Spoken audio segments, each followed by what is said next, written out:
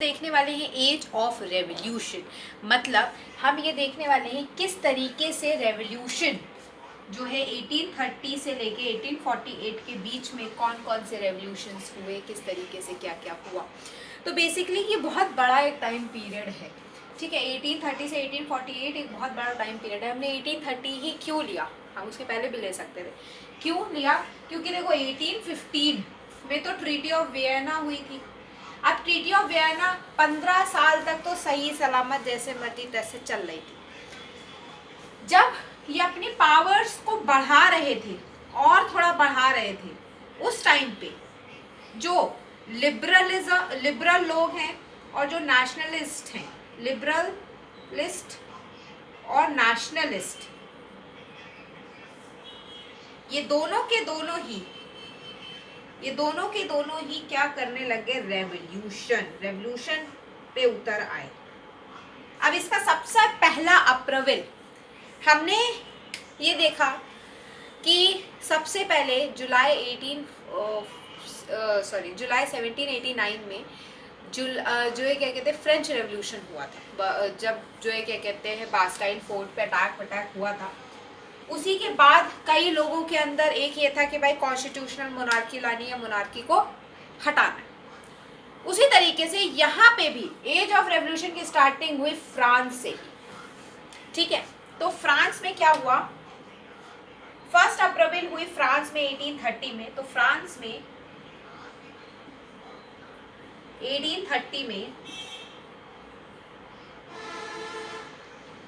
जो वहां के लोग थे, उन्होंने जो मोनार्क था उसे हटाया नहीं, सिर्फ और सिर्फ उसके साथ कॉन्स्टिट्यूशन को जोड़ दिया। भाई जो कॉन्स्टिट्यूशनल मोनार्की बना ली। अभी आप देखोगे जब hunger hardship and popular revolt में, तो उसमें जो है क्या कहते हैं लुई फिलिप्स खुद ही भाग गया था, ठीक है।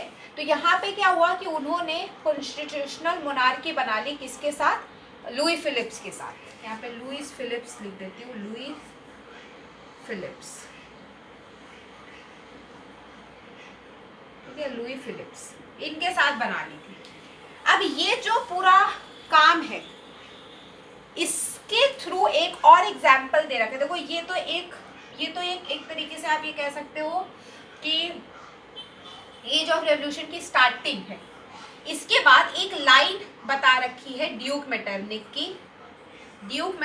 की एक लाइन बता रखी है, दैट उसमें उन्होंने कहा कि when France sneezes the rest of Europe catches cold. इसका मतलब क्या है, व्हेन फ्रांस स्नीजेस, मतलब सिंपल इसका कहने का मतलब ये है कि कोई भी चीज़ अगर फ्रांस में हो रही है तो बाकी यूरोप के लोग उसी से इन्फ्लुएंस होकर के वही काम करने लग जाते हैं।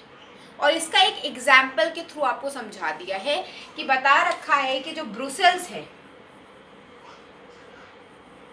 ठीक है, ब्रुसेल्स, ये आपने याद किया होगा कि ट्रीटी ऑफ वियना में आपका एक पॉइंट था कि एक सीरीज ऑफ स्टेट्स फ्रांस में सेटअप हो गई थी।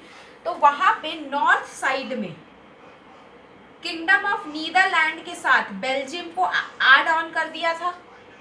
अब इसको हटाना है, बेल्जियम को अलग करने का काम ब्रुसेल्स ने सोचा कि हम बेल्जियम को यूनाइटेड किंगडम ऑफ नीदरलैंड से अलग करेंगे। तो ये इसको जुलाई रेवोल्यूशन बोला जाता है बेसिकली। तो इस जुलाई रेवोल्यूशन से जो है क्या कहते हैं यहाँ पे ये इन्फ्लुएंस हुए और इन्होंने मतलब ब्रुसेल्स ने जो है क्या कहते हैं बेल्जियम को यूनाइटेड किंगडम ऑफ नीदरलैंड से हटा लिया, ठीक है। तो इसको एक बार फिर से रिवाइज करते हैं, देखते हैं क्या है। देखो एज ऑफ रेवोल्यूशन 1830 टू 1848। आपको सबसे पहले ये चीज़ ध्यान में रखनी कि एज ऑफ रेवोल्यूशन कब से कब तक था, 1830 टू 1848। इसमें सबसे पहला रेवोल्यूशन फ्रांस में, हर बार फ्रांस में होता है तो इस बार भी फ्रांस में वो, बस इसमें छोटा सा कहानी बता रखी है कि लुई फिलिप्स के साथ कॉन्स्टिट्यूशनल मोनार्की बना ली लिबरलिस्ट और नेशनलिस्ट लोगों ने। इसके ऊपर ड्यूक मेटरनिच की लाइन आपको बहुत अच्छे से ध्यान में होनी चाहिए कि when France sneezes the rest of Europe catches cold. दो ही लाइन बोली है ड्यूक मेटरनिक ने, दोनों की दोनों याद होनी चाहिए। एग्जाम्पल के थ्रू समझाया है कि जो है क्या कहते हैं, Brussels United Kingdom of Netherland से हटना चाह रहा था, ठीक है।